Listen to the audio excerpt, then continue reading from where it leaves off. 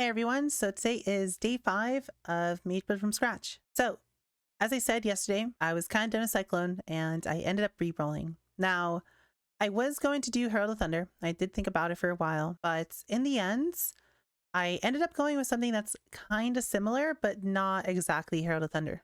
I ended up instead going with Caustic Arrow, Death's Oath.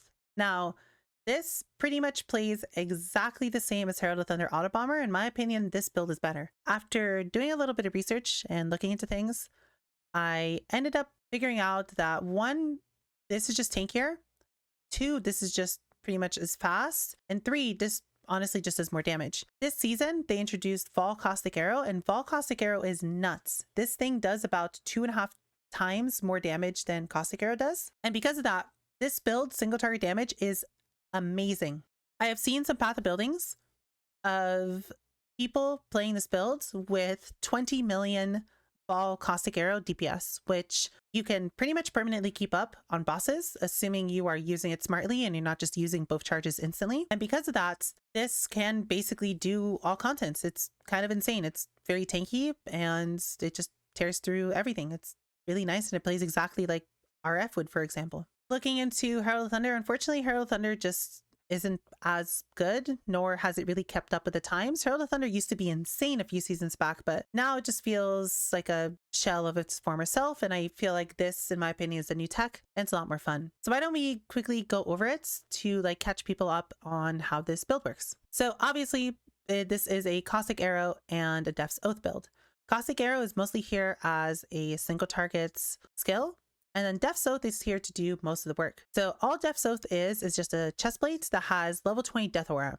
And then I can put supports into the chestplate to affect a Death Aura. It's not anything I can turn on or we can see, but effectively this is a 7-link Death Aura. On top of that, Death's Oath is actually a really decent chestplate. It has attack speed, which is nice, allows us to Caustic Arrow faster, a lot of attributes, a lot of life. And I ended up finding a +1 max res corrupted run. There's nothing bad to say about this chestplate. It's a really good chestplate with a really good effect. And then in here, I have Swift Affliction, Void Manipulation, Concentrated Effects, and Efficacy.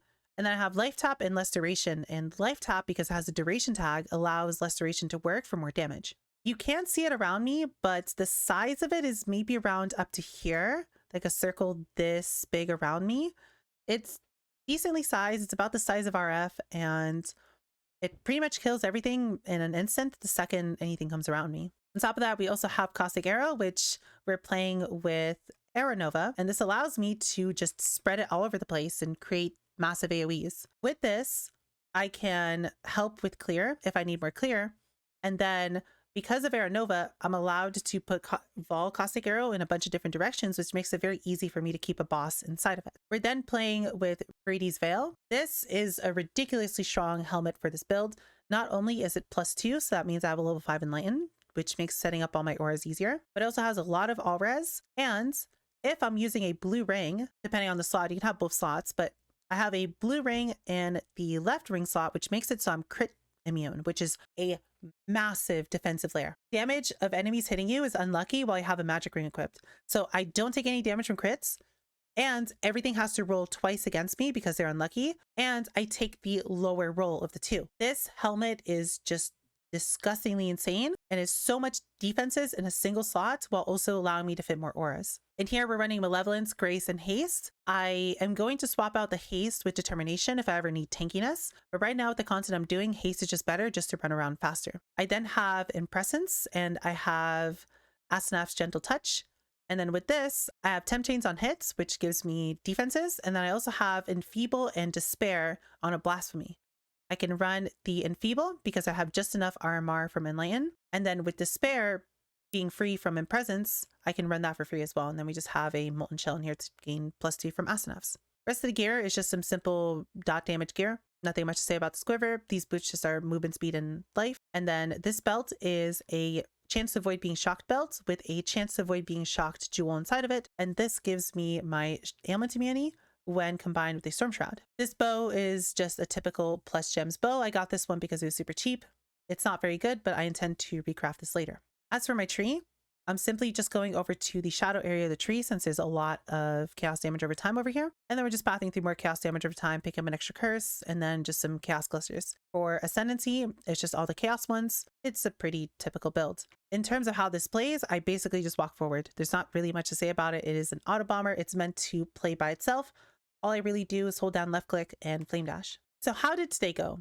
Unfortunately, today took a little bit longer than expected to get going. My internet was being stupid. I was consistently crashing for my GPU, which I'm getting a new replacement for on the 20th, so that shouldn't be a problem anymore. But I was leveling with this. I didn't know if I wanted to level with Holopalm or if I wanted to level with Caustic Arrow. Decided to go with Caustic Arrow. Had a great time. Caustic Arrow levels beautifully. And after that, I had a little bit of money, so I sold everything from Cyclone. And I have about 20 div lying around. There's about 15 div. There's another 5-6 div worth of stuff that still needs to be sold. But I bought a 5-ray carry. So I went from 66 to 86 for 1.5 div. It was definitely worth it just because that way I don't have to bother with the early levels and I can have enough points to put my build together. I barely actually had enough. And for the last 2-3 hours of today's stream or so, I decided to go make some money, and for now I'm just doing essences. So I'm doing what I've been doing for the past few days simply because I still had a sextant left over. So I'm going to be doing essences for a little bit tomorrow just to make a little bit more money, mostly because right now my build is just good enough, but I don't feel comfortable walking into tier 16 with this. I feel like my defenses are more than enough, especially with how OP this helmet is, and because we have Death Rush, which adrenaline is an insane tool for staying alive. But my damage isn't there yet. I need a few more div, which I don't really have right now. I only have 152 chaos and I have a bunch of essences, but we'll be getting more here in a bit. I still have a compass here and then I have a compass here and I want more damage.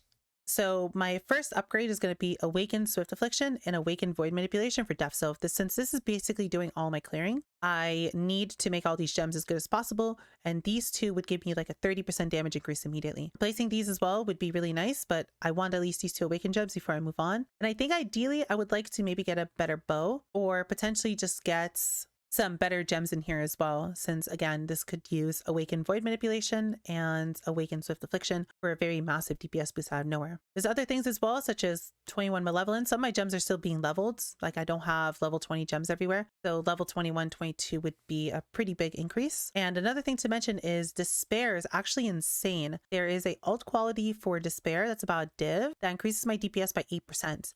It makes enemies take increased damage from damage over time. Not only would it increase my death soap damage, but also increase my single target damage. So there's plenty of upgrades to be made immediately for small amounts of money. And I want to grab all those before I move on, because right now this would feel a little bit bad in tier 16. If I look at Path of Building, from what I've been told, Path of Building is very bad at calculating Death's Oath damage, because right now it says I'm doing 300k Death's Oath DPS, which I know for a fact is not true because we're killing stuff substantially faster than 300k DPS. But I've been told by people that it's not fully accurate and it's a little bit hard to go off of. But if we just were to go off of what Path of Building says, right now I'm doing 1.6 million dot DPS, which is a decent amount. But with upgrades, this could be 3 million in the next like 3 div. At 3 million dot DPS, I'd feel pretty good for tier 16. And I should have a pretty decent time in there, especially since I'm running Enfeeble.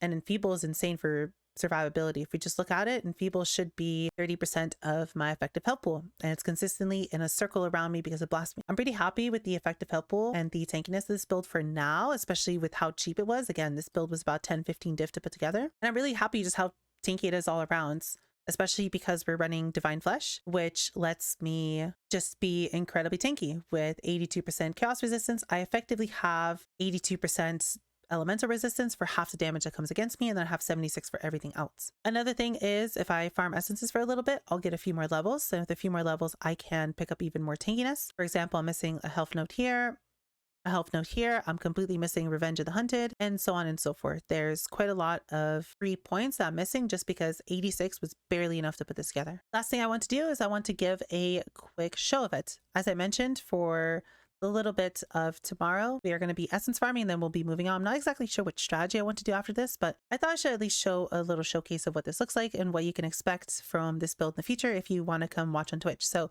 I don't have to do anything. I just get to run forward and do nothing. And then on essences, I drop a Vol Caustic Arrow, and then I just drop a bunch of Caustic Arrows everywhere. And I just fill my screen with Caustic Arrow everywhere. Outside of that, for mapping, I just hold W. There really isn't much to say. It's plays exactly like Herald the Thunder would, except it's tankier and it'll eventually be faster and do substantially more single target damage.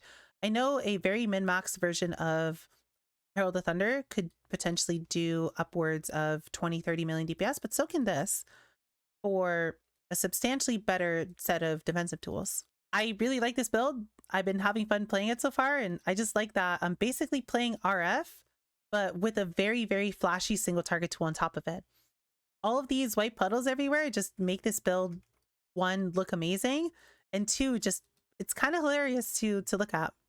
And that's been making it very fun for me. But that was one map. That map was a little bit slower than Cyclone. But then again, if I get a little bit more damage, I'll be able to go faster since most of the time was wasted on killing the essence monsters. I'm pretty happy with how this came along. I'm pretty happy with the gear I got.